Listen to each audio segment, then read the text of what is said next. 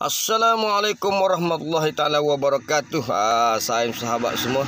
Kali ni Abang Syak buat video yang orang kata apa, video untuk pelajar baru Abang Syak ni yang sekarang dah bekerja, dia dah lulus.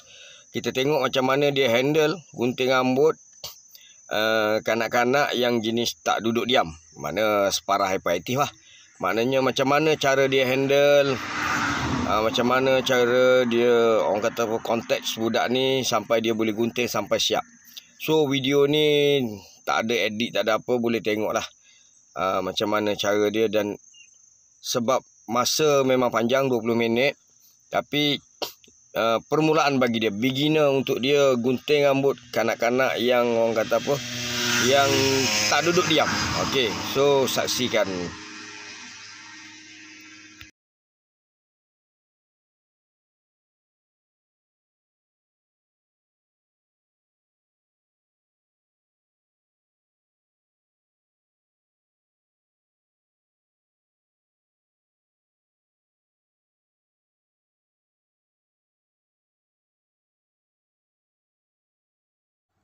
Okey, di sini kita boleh tengok yang start dah adik ni, kepala dia dah tak duduk diam, hulu ke hilir, ke kiri dan ke kanan.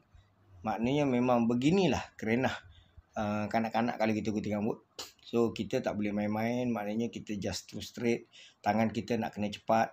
Tapi mungkin sebab dia ni masih beginner, dia dah dapat lah macam mana cara nak gunting rambut budak, nak layan kena budak kan.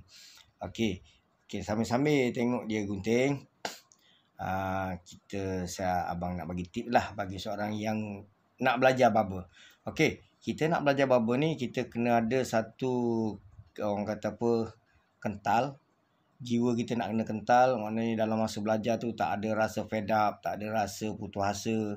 Sebab apa? Kalau kita tanam di kita, aku nak jadi seorang barber, dia bukan senang. Ada ramai yang datang belajar dengan Abang Syak tapi separuh jalan, dan ada yang penuh tapi di hujung dia give up. Sebab apa? Dalam barber ni, kalau kita mencari duit dalam barber ni, first kita letak duit di depan, kita tak akan jumpa duit tu. Sebab apa? Dalam bidang barber ni penuh kesabaran dan penuh seni. Sebab ni di mana kesabaran, di mana first kita belajar satu, kita kena sabar belajar, tak kira lah, ada yang okey 2 minggu, ada yang 3 minggu, ada yang sebulan, malah ada yang 4 bulan baru boleh gunting.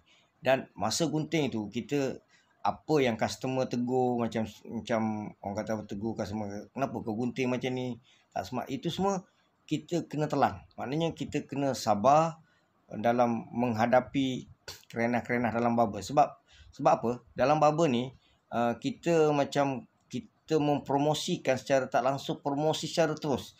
Mana kita gunting rambut orang, contoh kita gunting, kita rasa dah cantik, tapi member dia cakap, apa ni kau gunting macam ni kan, kau rambut kau macam ni. Itu akan jadikan kita down kalau dia bagi on the spot. Tapi kalau dia tak bagi on the spot, itu okey lah.